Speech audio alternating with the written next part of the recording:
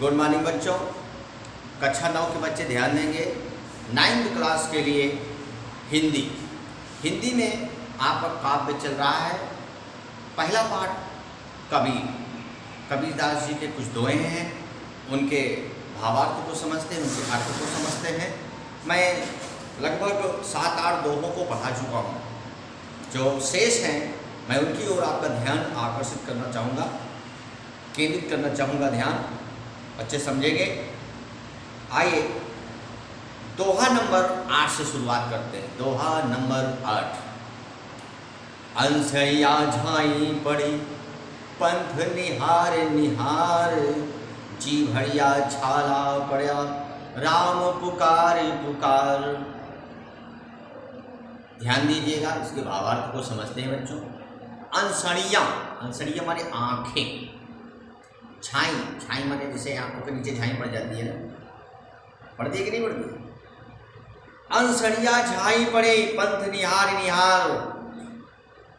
कबीरदास जी कहते हैं कि जीवात्मा परमात्मा की बड़ी व्याकुलता से राह देख रहा है। जीवात्मा बड़ी व्याकुलता के साथ परमात्मा की राह को देखता है, यानी कि ईश्वर का रास्ता जोहते जोहते, ईश्वर के पाठ को जोहते जोहते मेरी आंखों में झाइयाँ पड़ गई हैं, मेरी आंखों में झाइयाँ पड़ गई हैं। जी भड़िया छाला पड़ा। यही नहीं, ईश्वर का नाम रटते रटते, ईश्वर का स्मरण करते करते मेरे जीभ में छाले पड़ गए हैं। मैं थक गया हूँ और मेरे जीभ में छाले पड़ गए हैं। क्यों? ईश्वर का स्मरण करते करते, ईश्वर के नाम का रटन लगाते लगाते मेरे जीभ में छाले पड़ गए। फिर से समझ लीजिए। जी बढ़िया छाला पड़ा, और ईश्वर का नाम पुकारते पुकारते या ईश्वर का स्मरण करते करते मेरी जीभ में छाले पड़ गए हैं, फिर भी ईश्वर के दर्शन नहीं हुए। ईश्वर के दर्शन तो सच्ची लगन से, सच्चे मन से और एक अच्छे भाव से होते हैं। समझिए ना। भले ही आप ईश्वर का नाम बार बार ले रहे हैं, बार बार नाम ले रहे हैं, लेकिन जब तक आपके अंदर सच्ची लगन नहीं होगी, कबीरदास जी का यही मतलब है, जब तक आप सच्चे मन से और सच्ची लगन से और श्रद्धा से ईश्वर का नमन नहीं करोगे, तब तक आपको ईश्वर का दर्शन नहीं होगा। समझ गए ना। अगले दोहों की ओर चलता हूं बच्चों। झूठे को सुख सुख कहें, मानत है मनमोद, जगत चबैना काल का, कछ मुख में कछ गोद। कितनी बढ़िया बात बताई गई है। कबीरदास जी ने लिखा है कि हे अज्ञानी मनुष्य, तो सांसारिक सुखों को सुख कहता है, इन झूठे सुखों को सुख मानकर मन ही मन में खुश होता है। तेरे मन में लड्डू फूट रहे हैं। हे अज्ञानी मनुष्य, इन सांसारिक सुखों को देखकर तू इन सुखों को सच्चा सुख समझता है। झूठे सुख को सुख समझकर, झूठे सुख को सुख समझकर तो बड़ा प्रसन्न होता है, बड़ा खुश होता है। जगत जबैना काल का, कछ मुख में कछ गोद। ये जो क्या कहते हैं, काल रूपी चबैना है, इस संसार में जो काल रूपी चबैना है, उसमें सब आ जाएगा, कुछ मुख में और कुछ तुम्हारे गोद में। इस काल रूपी चबैने से कोई नहीं बचेगा। कुछ मुख में चले जाएंगे और कुछ गोद में रह जाएंगे। जब गोद में रह जाएंगे तो उनका भी नंबर आएगा, काल रूपी चबैने की चपेट में वो भी आएंगे।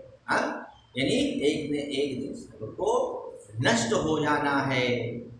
झूठे सुख को सुख कहने से कोई मतलब नहीं है। जगत रूपी काल के चबैने में सबको आना है, किसी को बचना नहीं है। आगे देखिए, अगला दोहा पढ़ाते हैं। जब मैं था तब हरि नहीं, अब हरि है मैं नाही। सब अंधियारा मिट गया, जब दीपक देखा माही। और बढ़िया कबीरदास जी कहते हैं जब मैं था, यानी कि जब मेरे अंदर अहंकार था, घमंड था, जब मेरे अंदर अहंकार था, घमंड था, तब मुझे हरि यानी ईश्वर नहीं मिले, यानी ईश्वर से मेरी मुलाकात नहीं हुई, ईश्वर का मुझे दर्शन नहीं मिला। जब मेरे अंदर घमंड था तब मुझे ईश्वर नहीं मिले, यानी भगवान मुझको नहीं मिल सके। अब क्या है, सब अंधियारा मिट गया, जब दीपक देखा मां। हाँ, अब मुझे हरि यानी ईश्वर प्राप्त हो चुके, अब मुझे ईश्वर प्राप्त हो चुके हैं, ईश्वर के मुझे दर्शन हो चुके हैं, क्योंकि घमंड मुझसे कोसों दूर चला गया और हमारे पास भगवान आ चुके हैं, मुझे भगवान मिल चुके हैं।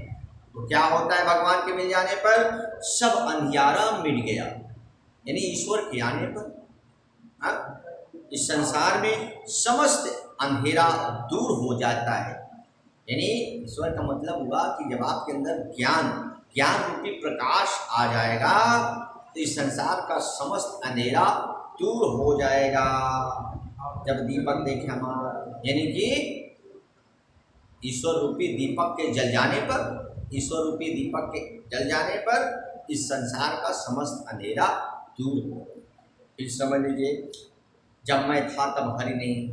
कबीरदास जी कहते हैं जब मेरे अंदर अहंकार था, जब मेरे अंदर घमंड था, तब मेरे पास हरि यानी ईश्वर नहीं थे, तब मुझे भगवान की प्राप्ति नहीं हो सकी, भगवान के दर्शन नहीं हो सके, क्योंकि मेरे अंदर घमंड था।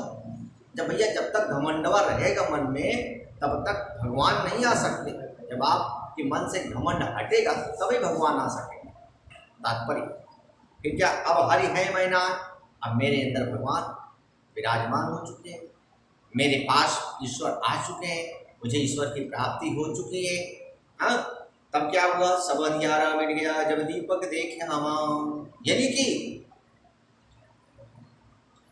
ईश्वर रूपी दीपक के जल जाने पर, ईश्वर रूपी दीपक के जल जाने पर इस संसार के, यानी आपके अंदर जो आपके हृदय में अंधकार है वो सारे अंधकार दूर हो गए, तो सारे अंधकार नष्ट हो गए, क्योंकि ईश्वर रूपी दीपक जल गया।